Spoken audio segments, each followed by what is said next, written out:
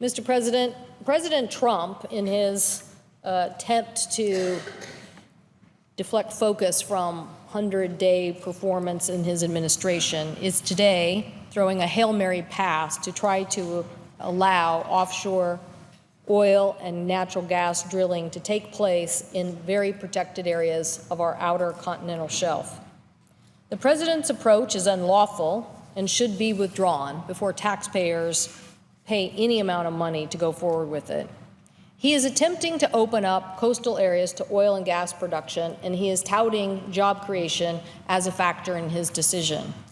I believe that the economic numbers revealed today show that we need to be doing more, but I doubt that this approach is a successful approach for more American jobs.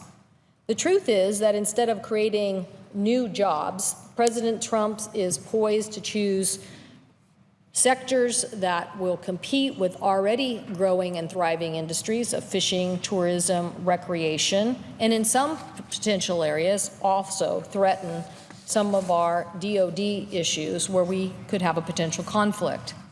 The bottom line is that the BP Deepwater Horizon explosion and subsequent oil spill was a catastrophic human and economic and ecological disaster. 11 members of the crew were killed in the explosion and 17 others were injured. Oil spewed in the ocean for nearly 3 months, resulting in the largest oil spill disaster in the history of the United States.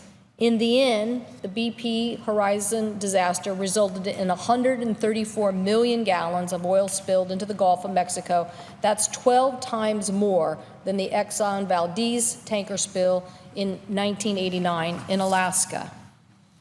I should say that many attempts have been made by many Democrats in Congress to make sure we continue to update our laws, but Republicans blocked legislation that would have upheld the responsibility for polluters to help pay for liability, improve offshore safety, and environmental responses. So today, it's very frustrating that the President of the United States is proposing to roll back the important safety regulations that were put in place during the Obama administration. In fact, this book right here shows the Deepwater Horizon impact that was discussed by members of Congress, the problems that we had at the Department of Interior, and asked that these new regulations be put in place. These regulations by the Obama administration helped put a new regime into place after Deepwater Horizon. But now President Trump is bringing those regulations into question, suggesting that we should roll them back. He is even questioning the new regulations on blowout preventer systems and well control, which, if my colleagues will remember, was the centerpiece of the problem with Deepwater Horizon, that these blowout preventers had not been tested, the information not overseen and regulated properly. So after all of that damage in this report, making sure that we implemented those changes, now President Trump, in his 100 days here in the United States as the President of the United States, instead of coming up with a better economic strategy, is simply saying roll back regulations on polluters as a strategy for moving forward. President Obama had put a large portion also of the Arctic and dozens of underwater canyons off the East Coast permanently off limits to drilling during his time in office, using his authority under the Outer Continental Shelf Lands Act. And in the finalized offshore oil and gas leasing program, the Obama administration removed West Coast, East Coast, and Arctic waters to oil and gas exploration. Now, why did he do that? He did that primarily because a maritime economy of 148,000 jobs and $30 billion in economic impact in many of these parts of the United States couldn't afford to be devastated again from oil spills or exploration into ecologically sensitive areas like the Arctic. I believe the Atlantic region was rightly removed due to strong local opposition, conflicts with other ocean uses, market dynamics. The Department of Interior recognized the potential environmental and economic impacts competing for our ocean uses. For example, the economic value of commercial fishing in just the Mid-Atlantic region is worth more than $1.5 billion, and the ocean-dependent tourism for more than $10 billion in the Atlantic region. So I would say, Mr. President, the fishing economy, the tourism economy, and DOD's need for sea lanes in the Atlantic are all important things that you should not be trying to roll back Obama administration regulations in these areas.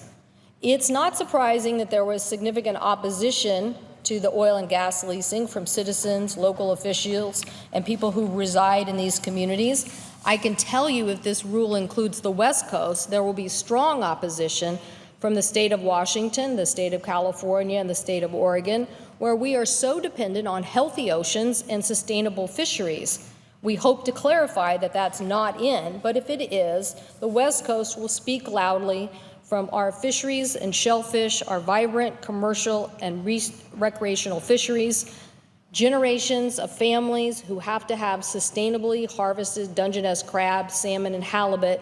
We do not want to put them at risk with offshore drilling.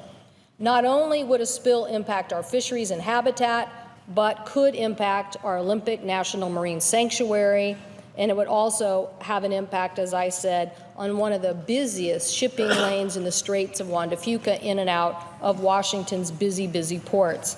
So our coastal trade economy is literally a superhighway. Our shipping and trade economy is growing faster than ever. In the first quarter, the total domestic and international container volume increased by 10%.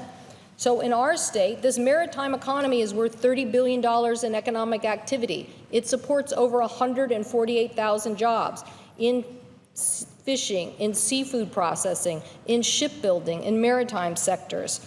And because of this importance, we believe in protecting the West Coast, and that President George Bush signed the first executive order banning offshore drilling in the Pacific in 1990. We would recommend this president follow suit. So it is so unfortunate that this new effort, I believe, is going to fail, that many know that this authority is just an attempt to reverse the past president's withdrawal of sensitive areas like in the Arctic and the Atlantic, and is not authorized. It is not authorized under the Outer Continental Shelf Lands Act, and therefore the president should not spend money. He should go back to people who know the law and understand that this is a waste of taxpayers' dollars to look at this. I hope the president will dialogue with Congress about any of our ideas that we think can stimulate our economy. I'm happy to talk at any point in time about ideas that we have that will move our country forward, produce jobs, and help stimulate things. But expanding to areas that already have been limited and set aside by past presidents is not the way to proceed. We need to make sure that an industry that has made mistakes lives up to those mistakes and recommendations that were in this report, and not go back to the days before Deepwater Horizon. This is what we need to do to protect our vital maritime economy and make sure that there are laws on the books that the oil and gas industry need to comply with. I thank the president, and I yield the floor.